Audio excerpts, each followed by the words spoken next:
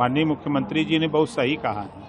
कांग्रेस के ज़माने में दंगे क्यों होते थे, सपा के सरकार में दंगे क्यों होते थे, ये आपस में लड़ते रहें, हिंदू मुसलमान होता रहे, समस्या का समाधान ना हो, समस्या जिंदा रहे, इसके लिए वो लोग काम करते थे, चाहे वो कांग्रेस हो, चाहे सपा हो, चाहे बसपा हो।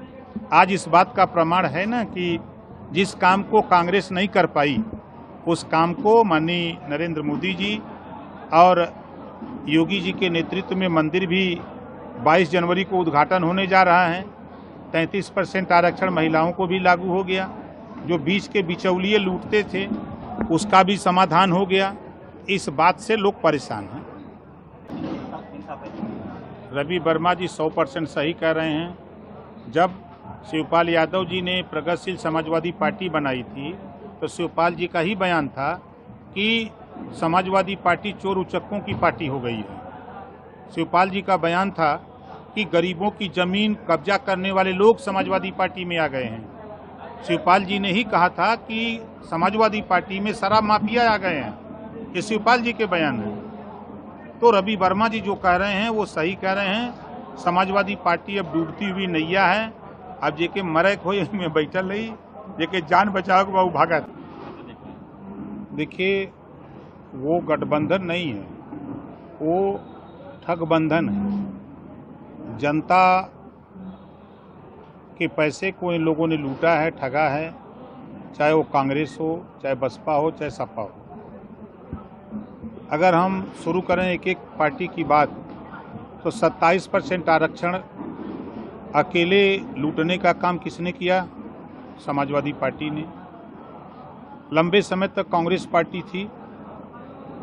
33% आरक्षण जो महिलाओं का था, हिम्मत नहीं पड़ी, चाहे बसपा, सपा और कांग्रेस तीनों मिलकर के केंद्र में भी सरकार थी, प्रदेश में भी सरकार रही, लेकिन इन लोगों ने महिलाओं को 33% आरक्षण देने से कतराते रहे।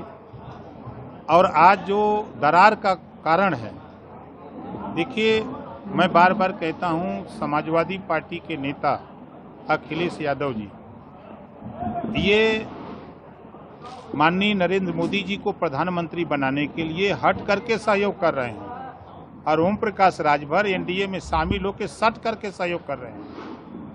उदाहरण अगर आपको देखना है तो अभी आपने जिक्र किया, मध्य प्रदेश में ये अकेले चुनाव लड़ रहे हैं। आप बताइए, गठबंधन से हट करके लड़ रहे हैं तो जीतेगा कौन और हारेगा कौन? कांग्रेस को हराएंगे और भाजपा को जिताने का काम कर रहे हैं। भाई, इलेक्शन हुआ पूरे देश में तो कांग्रेस ने यूपी में समर्थन दिया और समाजवादी पार्टी ने उत्तराखंड में अपना प्रत्याशी देके कांग्रेस को हरवाया। एमएलसी के चुनाव में 28 साल उम्र वाले को अखिलेश जी खुद प्रस्तावक थे, उनके नवरत्न प्रस्तावक थे और पर्चा भरवाते हैं। क्यों भरवाते हैं? बीजेपी को जिताने के लिए। तो अखिलेश यादव जी भारतीय जनता पार्टी का सहयोग कर रहे हैं। इस नाते वो जो ठगबंधन बना है वो चलने वाला नहीं है। जी जो है, जैसे प्याज बिगाड़ रहा है थाली का हिसाब किताब, वैसे अजय राय जी जो है अखिलेश यादव का हिसाब किताब बिगाड़ने में लगे। नहीं, वो अखिलेश यादव खुद बिगाड़ रहे हैं। देखिए, सच्चाई ये है कि अखिलेश जी कभी नहीं चाहते हैं कि कांग्रेस पार्टी मजबूत हो। कांग्रेस पार्टी मजबूत होगी तो समाजवादी पार्टी कमजोर होगी। अखिलेश जी हमेशा चाहते हैं कि भारतीय जनता पार्टी मजबूत हो, भारतीय जनता पार्टी की सरकार दिल्ली में रहे, यूपी में भी चाहे तो हमार बने या तो भाजपा का बने, दुइया के चक्कर में वो रहते हैं।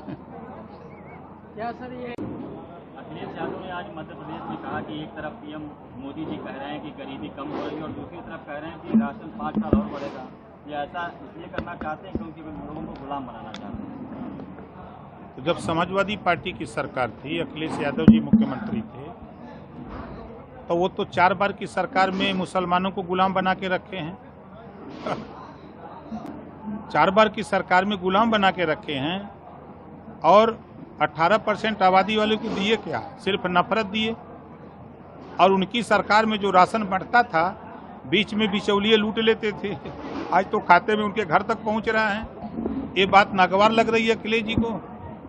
अब अखिलेश जी ही उठा के देख लें कि कांग्रेस पार्टी के शासन में राजीव गांधी जी कहा करते थे कि मैं दिल्ली से 100 रुपया भेजता हूं तो 15 रुपया धरातल पे पहुंचता है। और आज तो 100 का 100 सीधे खाते में किसान सम्मान निधि सीधे खाते में चली जा रही, बिचौलिए नहीं पा रहे हैं। इस नाते सपा के लोग परेशान हैं, कांग्रेस के लोग परेशान हैं कि अब उनका क्या होगा। इस नाते वो लोग परेशान हैं।